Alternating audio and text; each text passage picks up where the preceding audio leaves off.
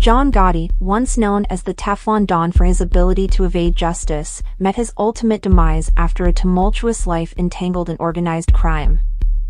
This video reflects John Gotti, once known as the Teflon Don for his ability to evade justice, met his ultimate demise after a tumultuous life entangled in organized crime. This video reflects on the events leading up to John Gotti's death, his impact on the criminal underworld, and the legacy he left behind. Health battles. In the later years of his life, John Gotti faced significant health challenges.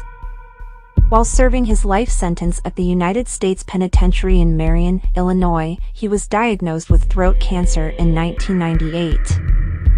Gotti's health began to rapidly deteriorate, prompting calls for his release on compassionate grounds.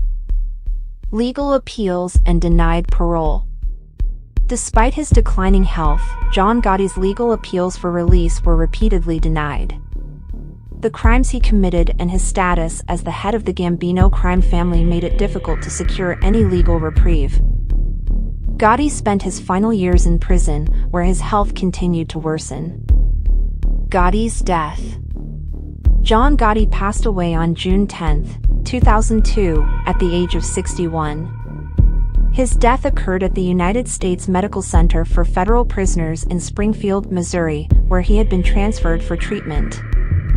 The exact cause of death was reported as complications from his battle with throat cancer. Reactions and funeral. The news of John Gotti's death garnered mixed reactions. Some saw his passing as the end of an era, marking the end of a notorious figure in organized crime. Others celebrated his demise, considering him a ruthless criminal who had caused untold harm. Regardless, Gotti's funeral in Queens, New York, drew significant attention as mourners paid their respects and members of the Gambino crime family gathered to honor their fallen leader. Legacy and impact. John Gotti's death did not diminish his controversial legacy. His leadership and influence within the Gambino crime family left an indelible mark on the criminal underworld.